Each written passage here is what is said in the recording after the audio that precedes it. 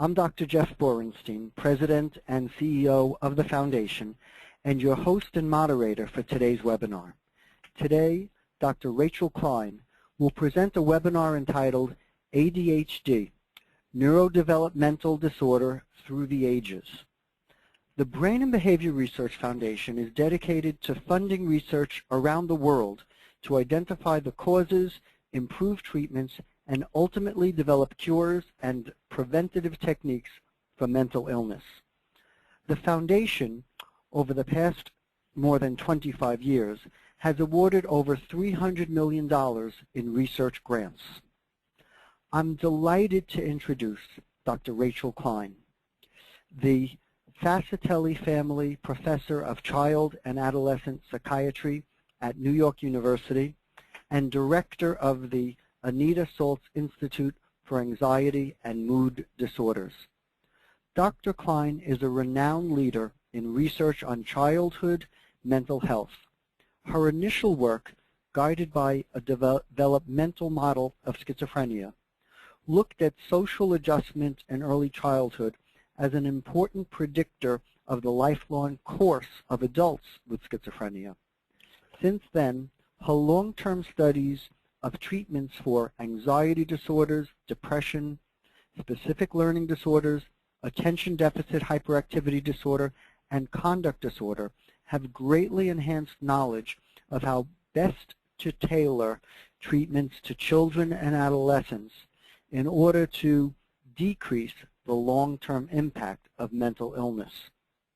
Dr. Klein is a founding member of the Brain and Behavior Research Foundation Scientific Council that identifies the most promising ideas to fund with NARSAD grants each year.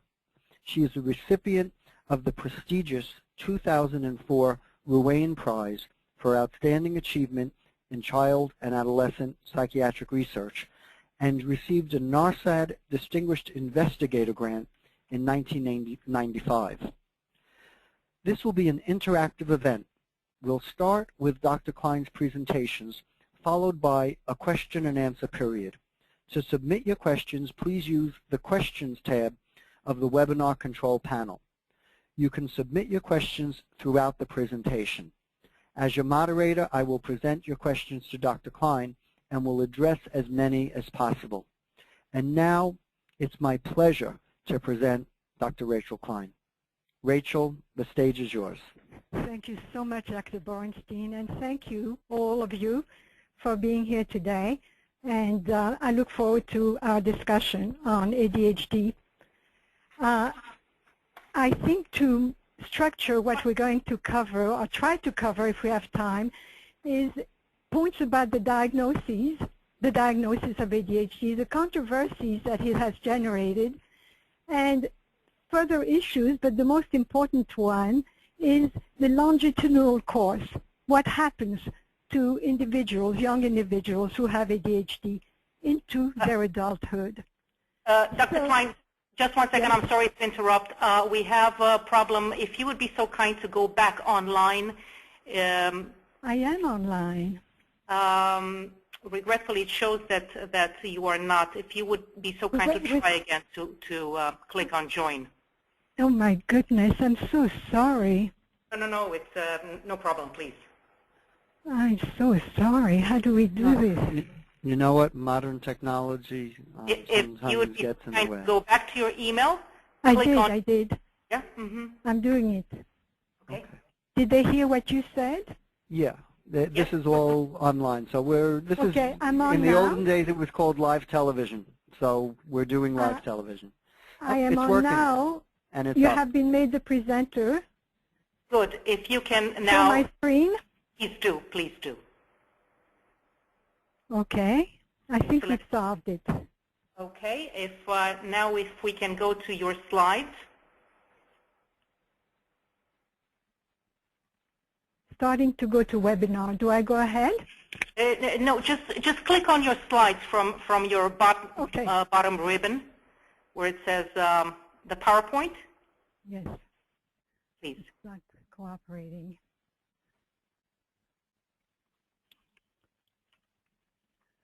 I'm so sorry. It has to go to the webinar before it does that, apparently.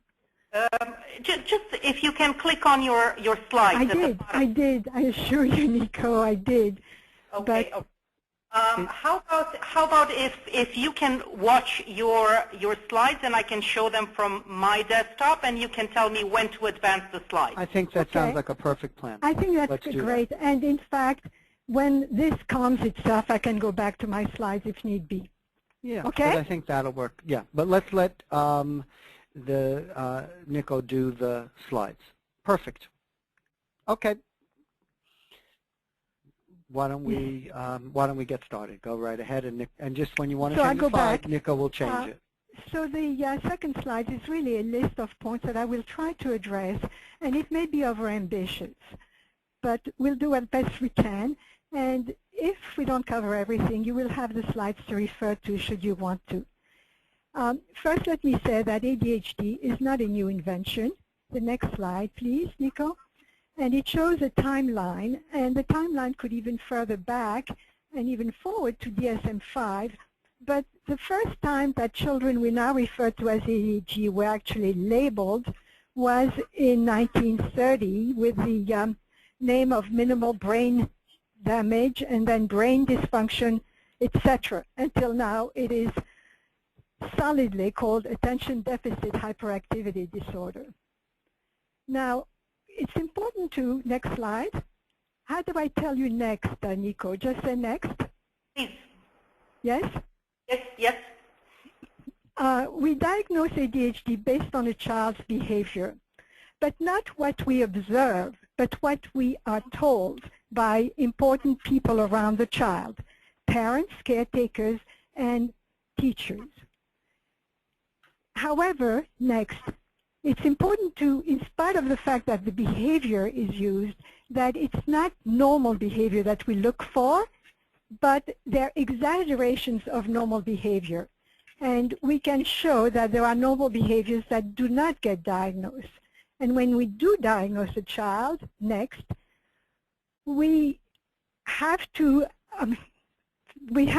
know that there are important functions that are impaired, and that these dysfunctions are not willfully controlled. You can't just decide one day not to act a certain way. The dysfunctions are pervasive, they're stable, they don't last a few seconds, a minute, or a week, and they are not reversed by simple manipulations. In other words, by offering somebody a drink or whatever. So they're beyond easy manipulation. And that has caused major controversies because we rely on other people's report for the most part. And the next slide shows the controversies about diagnosing children with ADHD. The complaints are that we're medicalizing variations in normal development, and just because you're off the chart doesn't mean that you're abnormal. Young people should be entitled to be different, and that diagnosis stigmatizes children. Let me say right now that diagnosis has not been shown to stigmatize people or children insofar as it's their behavior that stigmatizes them, not the label. And diagnosis itself has major benefits, and we can go over the next two slides to emphasize that it enables communication across professionals and with parents. It guides treatment, which is terribly important. It tells us, sometimes when we have done the work, what happens to people who have the condition, and it makes possible advancement of knowledge. It makes it possible for us to accrue further information about the causes or antecedents of the disorder. Now, an example, as an example, we can look at brain imaging, which has been studied in children with ADHD and adults too, that have shown that there are differences in cerebral volume. Also, that there's a genetic influence to ADHD. The next slide, please. For thus, ADHD has a very strong genetic component, about 92% concordance in identical twins, which is the highest in psychiatry. And children and adults with ADHD have been shown to have thinner cortical volumes than normal individuals. The next slide. And the next slide, too. Now, there are multiple studies that show this, over 50 now. And, well, that may be interesting, but does it tell us any more than that? Well, these findings have had a major impact in rethinking about ADHD, because the controversy that we were medicalizing normal behavior or normal manifestations has essentially been disproved, that there are brain differences that document that brain function has something to do with ADHD. And that has been extremely helpful to destigmatize, essentially, psychiatric practice. Also, next please, it has been... On which slide are we now? I'm sorry. We're on slide 14. Oh, sorry about that. I can go to my slides now, shall I? Yes, so, yep, go ahead. I'm afraid, frankly. No, so slide 14, go ahead, please. Anyway, the issue that has been, cortical thickness has been shown by a group at NIMH in Washington, that children who start out with ADHD, who have thinner prefrontal cortex than normal children, are more likely to be chronically affected by ADHD than children with ADHD who do not have abnormally thin cortexes. So you see, this sort of research can tell us a lot besides just the simple findings of a difference. And ADHD is somewhat special, next, because it's the most common disorder in child psychiatric clinics. It's elevated in frequency, and it's extremely impairing in its severe forms at all ages and in multiple areas of function. And as we will see, it also has deleterious long-term effects. And we do know that at all ages, next, ADHD is characterized by inattention, hyperactivity, or impulsivity. And these are inconsistent with developmental level, and they cause significant difficulty. Next, the disorder itself manifests itself differently at different ages. In young children, for example, it's unheard of that you cannot observe the hyperactivity or inattention in the office. The young children have much more cross-situational hyperactivity and impulsivity, and they will show it in all settings. So if you don't see it in a young child, that often rules it out. That's not true in older children or in school-age children, because at those older ages, the individual can temporarily control the behavior, maybe not consciously, on a one-to-one basis, especially when you're with a single individual. In a group, it's much more difficult.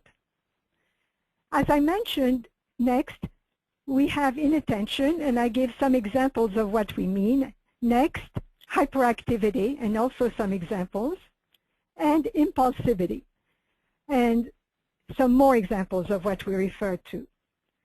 Next, these we know from multiple studies that they affect deleteriously social relationships, family relationship, and school or work performance, depending on the person's age, and adjustment at school or work. I'm going to skip quickly. Next slide shows you examples of social relationships, problems, but the most critical in children is that they're rejected by their peers. Their peers do not look for socializing with them, they avoid them. In family function, the next slide, we have a great deal of conflict in the family, and often parents are overwhelmed and even demoralized because they feel they've done their best and the child continues to have these problems. And that's true in adults too, in a marital relationship where the spouse will feel helpless and give up. Next, and we'll skip the next and the next. Now, as I noted, teachers are very important to tell us what the child is like because they have a lot of experience observing children objectively in a standard environment, which is not true at home and shouldn't be at home. We all adapt to what our relatives are like, our children are like. But teachers have to have standard expectations from children. So some people have argued, and vehemently, that teachers may be intolerant of exuberant behavior, and that's why they describe the child as hyperactive.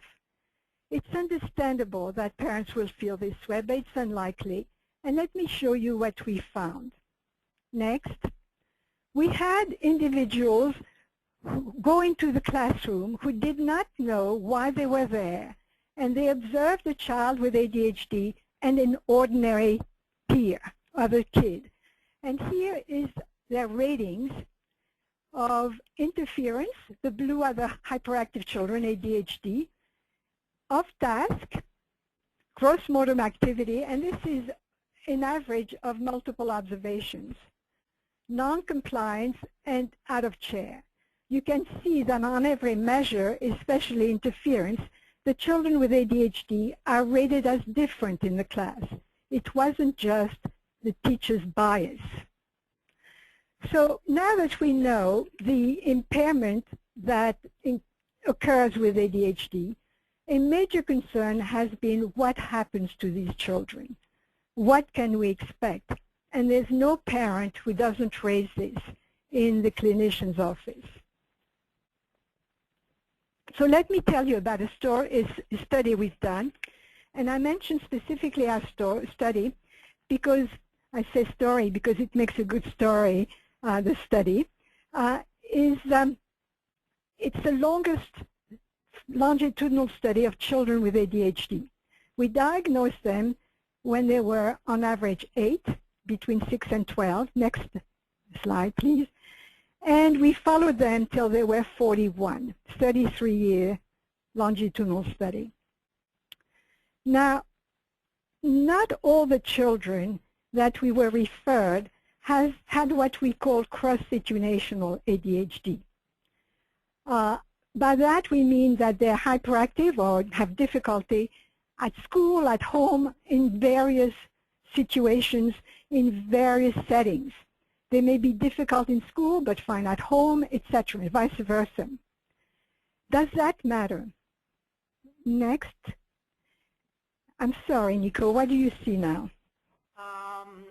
Not all children refer right. to the situation. Exactly. A number of these children had ADHD, but only by their parent reports, and others by their teachers. Now, does this matter? And the answer is yes, because their outcome varied as a function of the ADHD pervasiveness. Next. 10 years later, when they were 18, this is the rate of ADHD in those who had pervasive ADHD on the left, those who had ADHD as reported by teachers only, and those who had ADHD based on the parent report only, not the teacher. You can see that the ones who had cross-situational ADHD had much more consistent, pervasive, persistent ADHD over time, and the ones who were viewed as hyperactive only by parents and not teachers were no different from normals.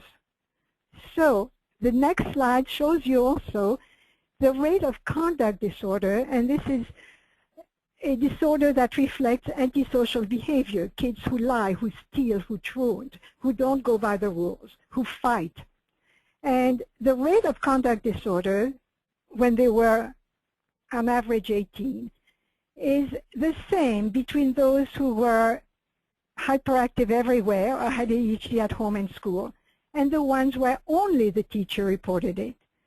But when only the parent reported it, the rate is extremely low. It's nothing.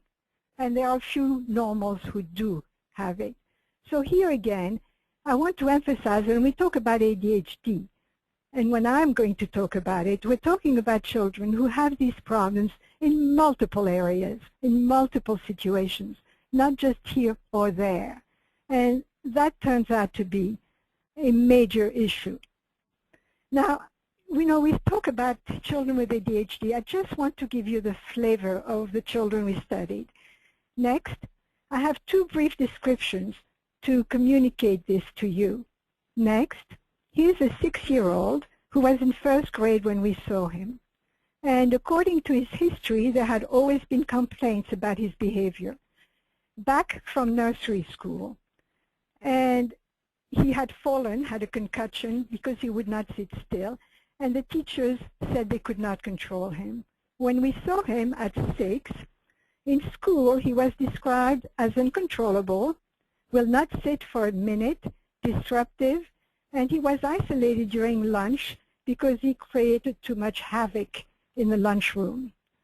And at home there was a similar set of problems, very active, constantly moving, etc.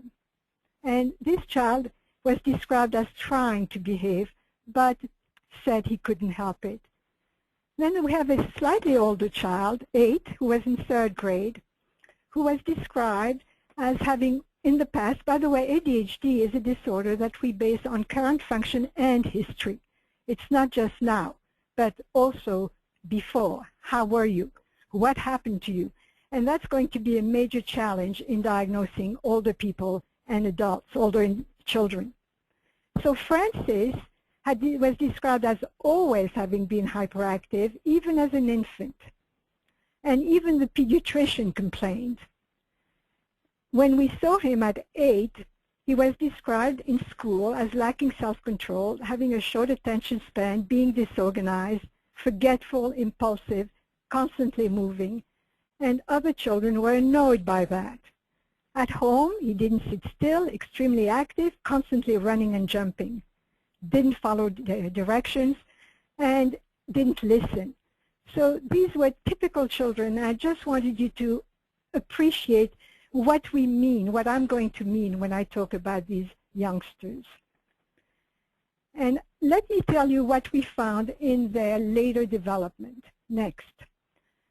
As I mentioned, we followed them 10 and 17 years, and subsequently 33 years after their diagnosis.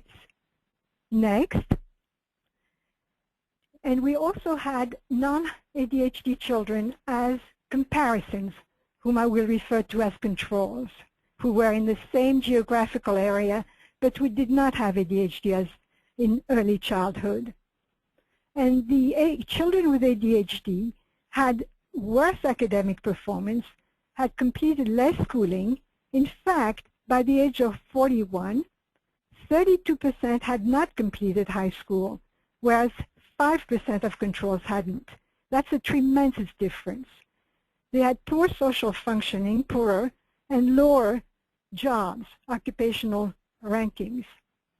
By the way, I should say that these children all had average IQs, normal IQ, and in this group, I'm reporting on children who are all Caucasian, because in New York area, this would make a difference in terms of the potential for development. In terms of their psychiatric outcome, next, we looked for everything, anxiety, depression, you name it, and we found only 3 conditions that were more frequent in these young adults. They're now 25. They had more ADHD, they had more antisocial personality disorder, and by that I mean what I described before. People, and as people get older and have this condition, they do more nasty things. They fight with people, they use they use arms, they beat people up, they break and enter, they commit crimes. And more substance use disorders, and we're not talking about substance use. We're talking about using drugs to the point when you get into difficulty as a result. So the question we wanted to address is we have these three disorders that stand out as much more prevalent in the youngsters who had ADHD. Are they, by chance, distributed across the whole group, or do they tend to occur in the same kids? And the answer is yes, they tend to occur in the same kids. Next, and let me show you this here. In the orange bar, these are kids at mean age 18 who have antisocial disorder, depending on whether they still had ADHD. In orange, they still have ADHD. In green, those kids no longer have ADHD. In blue are the normals. So you can see, and the ones who no longer have ADHD are no different from normals, 8 and 10%. But it's twice as frequent in the youngsters whose ADHD had persisted through early adulthood. Next, the same picture comes out when we look at substance use disorders, because these, in turn, depended on the development of antisocial disorders. And this is the kids. On the right are the kids with ADHD. In green are the controls. And on the left bars, the rates where antisocial preceded SUD, substance use disorder, and in both groups, antisocial preceded substance use disorders, which means that ADHD caused further development of antisocial disorder, which caused substance use disorder. Next, the obvious question we want to answer is whether this excess of substance use disorder is due to the fact that more of the children had tried drugs, and that didn't turn out to be true. In both groups, about 75% had tried drugs, and several times, but only the kids who had continued to have ADHD had an excess of substance use disorder. And these disorders had significant consequences for their well-being. Next, this picture shows you the relationship between how often they were arrested and whether they had antisocial disorder or not. In orange are the children who had developed antisocial disorder, who had multiple arrests, more than one. In green are the ADHD kids who no longer had ADHD and did not have antisocial personality disorder. And in yellow are the controls. You see that the youngsters who no longer had ADHD and no antisocial disorder were no different from controls. In other words, antisocial disorder and the retention of ADHD led to many more arrests. And I'm not going to go through all their criminal history, but it was much more serious. Many more were jailed, and many more were jailed multiple times. Next, and this shows you the developmental trajectory of the children in terms of psychiatric disorders. We start with childhood ADHD, which goes on to adolescent antisocial disorder, on to substance use disorder, and on to criminality during adulthood. This is what we find 10 and 17 years later. How about 33 years later? Next. We originally had 207 kids with ADHD. 33 years later, we were able to locate almost 200 of them. And we had the same success with the controls, where we originally had 178. Now, the next graph shows you the rate of ongoing disorders, ongoing diagnosis at the age of 41. And you can see that ADHD is 4 times more prevalent than in the controls, antisocial personality disorder is much more elevated. Now, what's so interesting here is that the youngsters who were controls, some of them did develop antisocial personality in early adulthood, but none of those persisted. In contrast, the hyperactive kids, and I say hyperactive instead of ADHD just arbitrarily, who developed conduct disorder and antisocial personality, a substantial minority continued to have the disorder. And as we had found before, substance use disorders were more prevalent, but only because of non-alcohol drug disorders. Not alcohol. Alcohol does not differ, but there's more drug abuse and much more smoking, depending on nicotine. Next, more of the hyperactive kids had been hospitalized, 3 times as more. And next, on average, they had many more hospitalizations than the controls. In the control, the maximum was 3, and in the hyperactive group, there were cases that had more than 20 hospitalizations, which is obviously, by the age of 40, a great many. Next, as I mentioned, substance use disorders, non-alcohol substance use disorder, in other words, marijuana, cocaine, etc., had very negative consequences because they were strong predictors of psychiatric hospitalizations. Most of those were hospitalized because of drug problems, and something we did not expect, but we found, it also predicted the development of depression. That the rate of depression among those who had been substance use abusers was much more elevated than among the individuals who had not abused drugs. Next,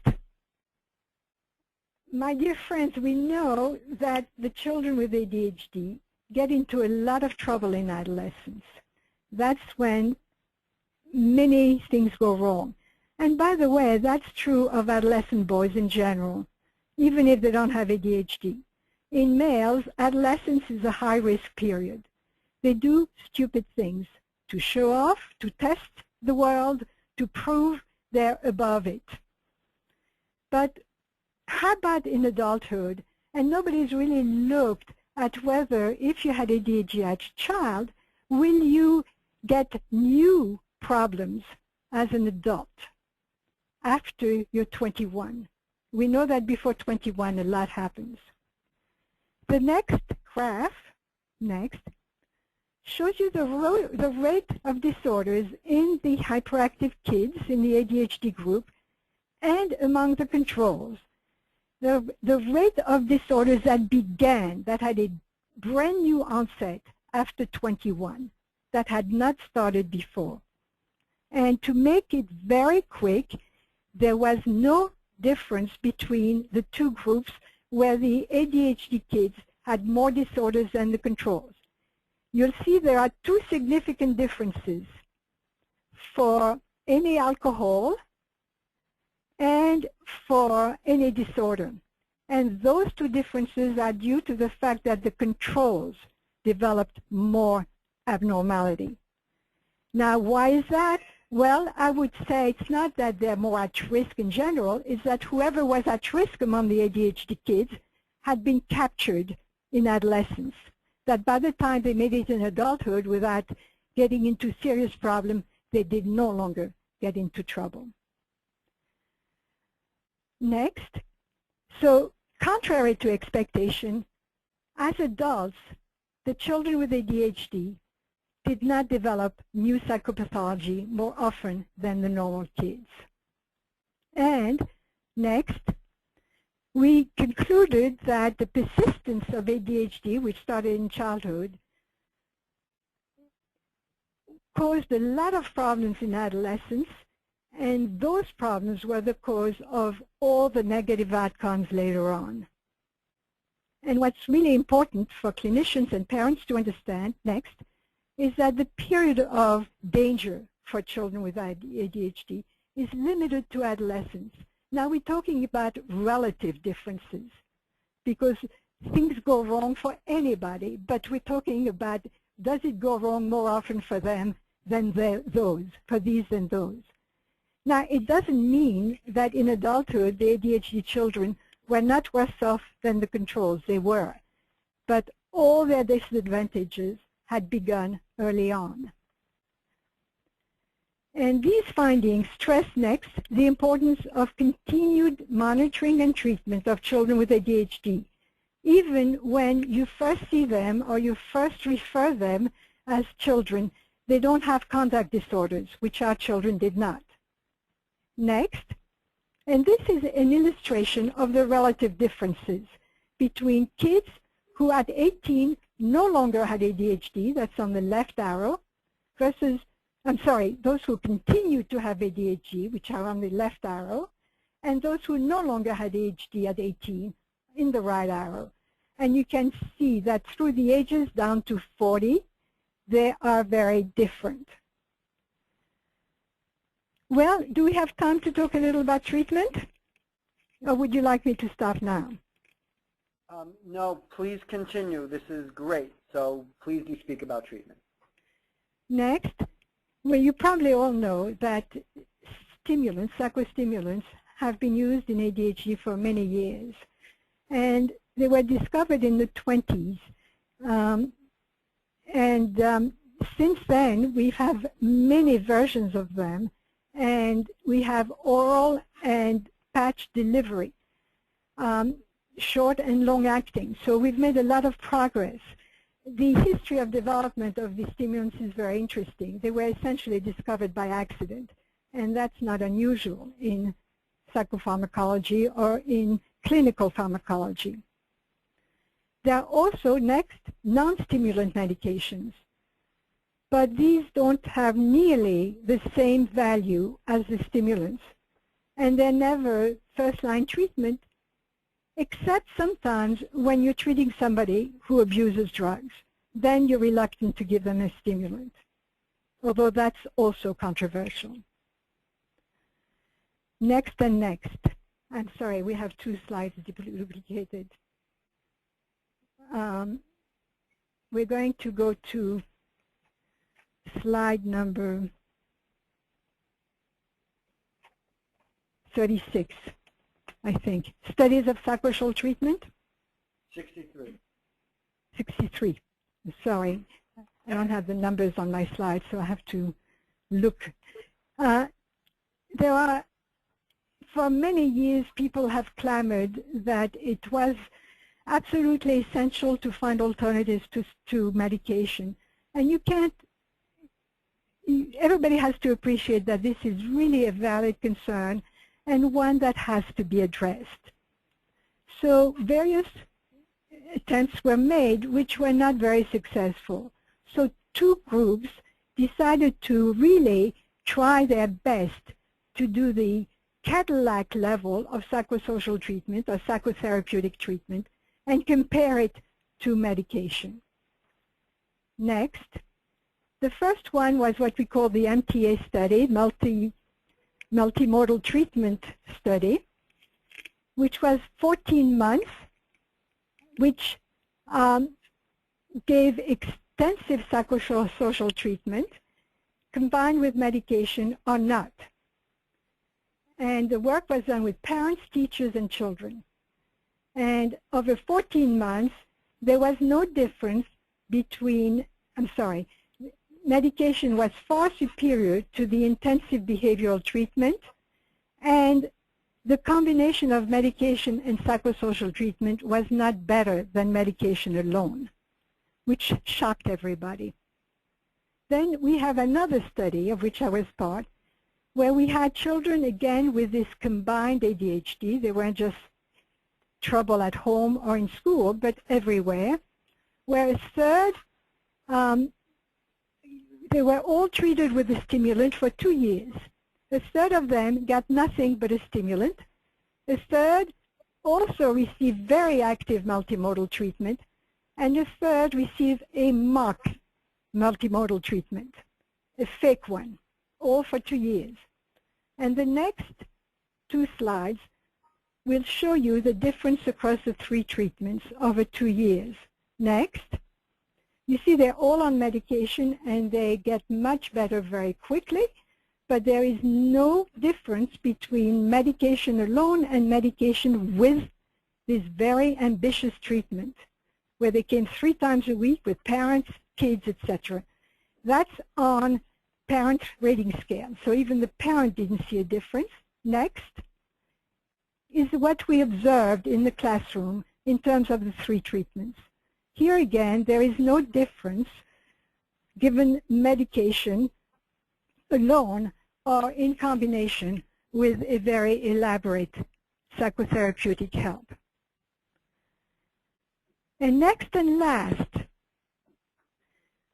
from the data that we have so far, continued treatment with adequate doses, and I have to emphasize that because as a famous psychopharmacologist said, when we come to medication, there's a dirty 4-letter word, and that's called dose.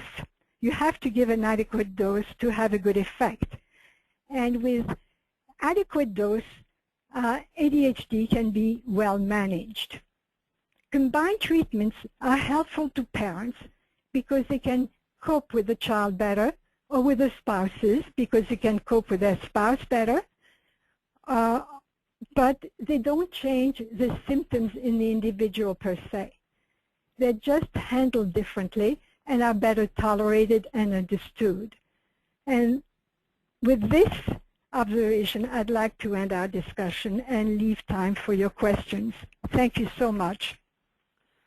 Thank you very, very much, Rachel. And I have to tell you, despite the technical glitches, you did an extraordinary job presenting a complicated but very important subject. So thank you. Thank you. Yeah. I want to ask you a little bit more about the issue of some children, for want of a better phrase, growing out of ADHD or no longer having it versus those that continue to have it. Could you talk a little bit about that difference? Yes.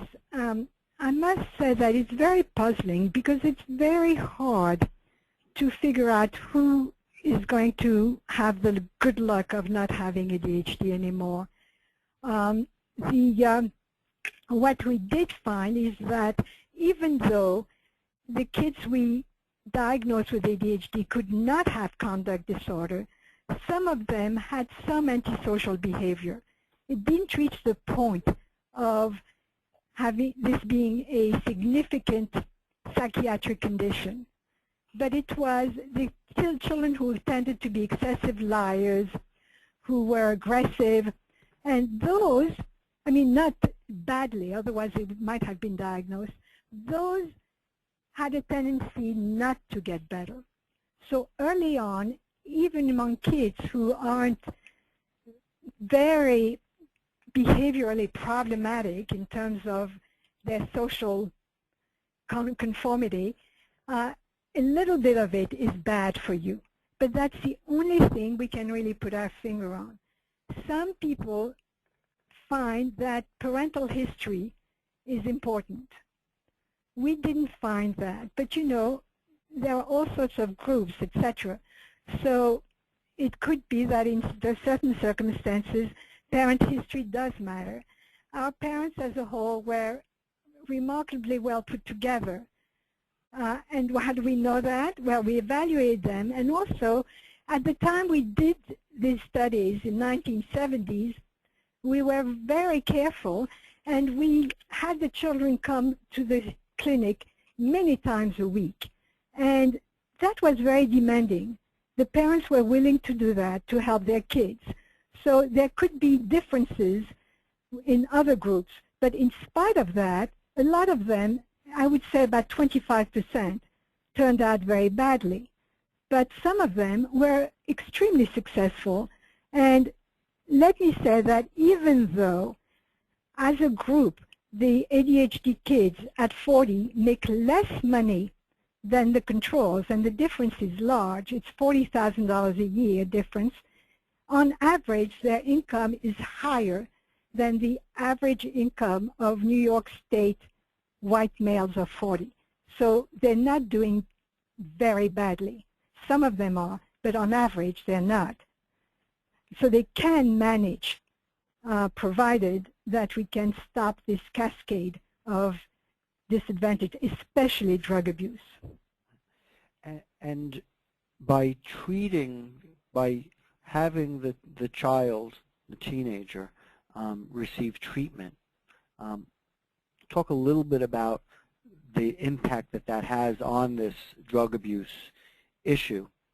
I'm so glad you asked that, because if you had asked me this question a year ago, I would have had to say, we have no idea. We don't know. But just recently, a study from Sweden, which is a whole population study, and they can examine the relationship between treatment and outcome because they keep national medical records. They can see everyone who had a diagnosis of ADHD, anyone who had a drug problem, and what they found, and this was not among experts, that among expert clinics, that children who had been treated with stimulants into adolescence had a lower rate of substance use disorders. That's very encouraging because we know how to treat it. So there is hope that if we're really diligent about helping those kids, we can ameliorate their outcome. And is there information, evidence with regards to the difference between people who receive treatment and don't in terms of other outcome measurements, such as how well they do in school? It's a very good question, but we don't have any other information. Well, some people have found somewhat better self-esteem in those treated, but they're minor outcomes. You know, you wouldn't put a child on medication for 10 years so he would feel somewhat better about himself. Do you see what I mean? Right. But when we're talking about drug abuse, that becomes a different story. We really have to do something to try and prevent this, this drug abuse. So for a parent who's faced with the difficult question as to whether or not they should have their child take medication, one of the things for them to put on the table as a part of the decision-making process is the risks of not taking the medicine may actually be greater than any concerns or risks of taking the medicine. That's precisely correct. Yeah. Precisely. The illness itself has its own risks. And let me emphasize that parents, and I respect that completely. You know, I'm a parent and I know how one feels when somebody says your child is a candidate for medication, is that it's very difficult to appreciate whether medication is indicated unless you try it. And I want to emphasize try, because if you give a child medication, you're not committed to doing so. You're just trying. You can stop any time, and the child will go back to the way he was before. The medication doesn't have any long-term disadvantage. One of the questions that that was submitted relates to adult ADHD and whether or not people who didn't have it as a child could subsequently develop it as a young adult. And I want to ask you to speak about that. Yes.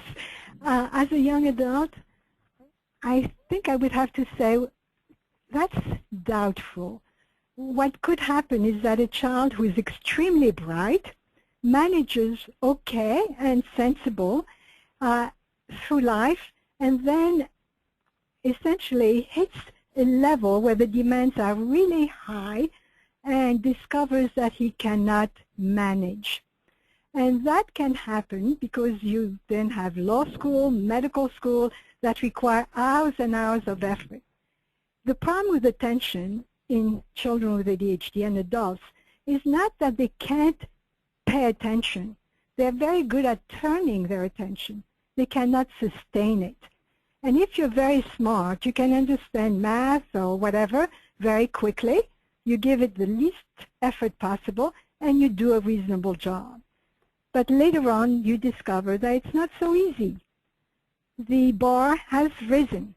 Now, I think it's fairly obvious that older individuals can develop problems with attention, organization, memory, executive function, and that's unfortunately old age or advanced age. It's not ADHD the way we conceptualize it in childhood. Typically, these people are not impulsive, they're not behavior problems, they simply become disorganized and inefficient. Okay. How do you, or what have you seen with the issue of people who don't have a diagnosis of ADHD and may take some of the medicines that we use for that condition to help them study for tests, for instance, in college or even high school? What's the issue in terms of the view that these medicines could potentially enhance people studying, and what's your view about people misusing the medicine in that way? Well, historically, it's interesting because the stimulants were discovered because of their effect on mental functions. They were essentially anti-fatigue drugs for your brain, that they were given accidentally or they were discovered to improve performance, especially on math performance. And because of it, they were given to children in a boarding school who were problem children, and they discovered that it helped their behavior. There's no question that anybody who takes the medication can function better mentally. You can pay attention longer, you can click along better. The drugs are very safe when they're not taken when they're taken orally and not in excessive amounts, and not for extended periods of time. They interfere with sleep. If you go without sleep too long, strange things can happen. But they're not dangerous per se, the way other drugs might be. So it's not a public health menace in that sense, but it's not something that shouldn't be attended to. There's enormous payoff to doing better in school, and perhaps that has to do with our emphasis on school performance, which in my book is unfortunate. Would you recommend that people not take it in order to help them with performance in that way if they don't have the diagnosis of ADHD? Dr. Borenstein, I don't see these people, you see, and okay. But as a citizen, that becomes not an expert opinion, it becomes a personal judgment. And I'd like to leave that to each individual for himself. It's not fair to the other people, but who says life is fair? You see what I mean? Right, right. But it should be remembered that these are not very dangerous compounds. They're very safe. On the other hand, do these individuals know how to take them safely? Some don't. And in those cases, it can be very dangerous. Right, right. One of the controversies that have existed in the media is the question of overdiagnosis of various conditions, including ADHD. From your experience, has it been overdiagnosed, or do you feel that perhaps it's still underdiagnosed and people who have the condition aren't being diagnosed and aren't receiving the treatment that they should receive? Well, it's a curious situation because when we identify children in the community who have ADHD, they're greatly undertreated. Mm-hmm. Most of them don't get treatment. But stimulants are now used for kids who don't appear to have ADHD. Let me tell you what my view is here in terms of why that may be.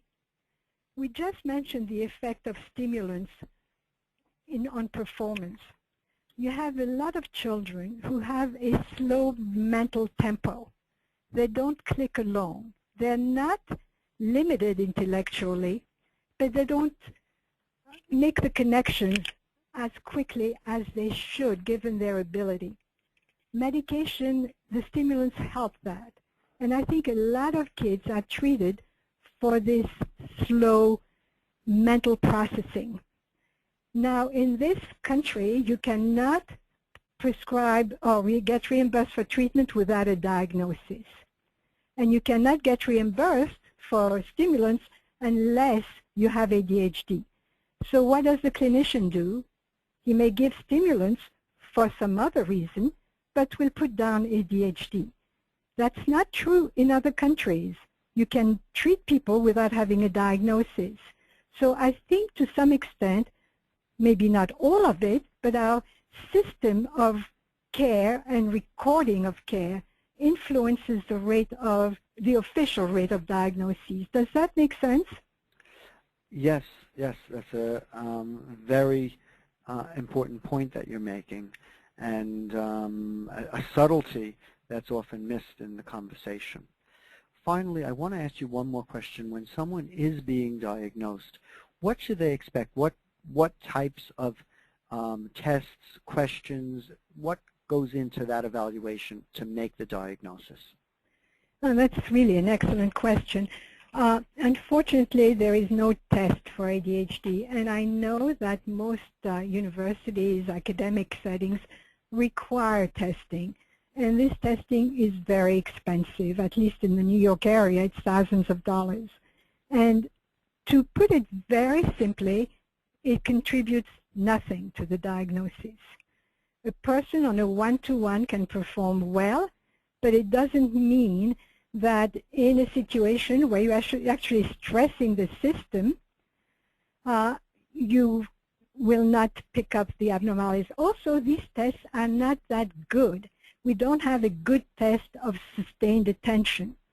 We don't have a good test of excessive hyperactivity, excessive activity, or impulsivity.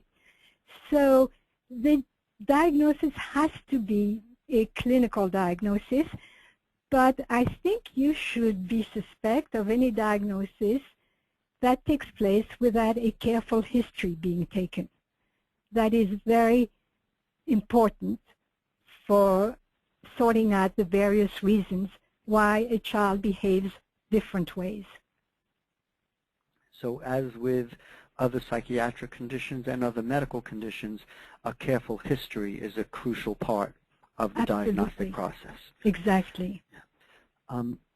Rachel, I want to thank you so much for your extraordinary presentation, and even more importantly, for your pioneering work over the years, which has helped to change how we define and treat ADHD and how to best tailor treatments for children.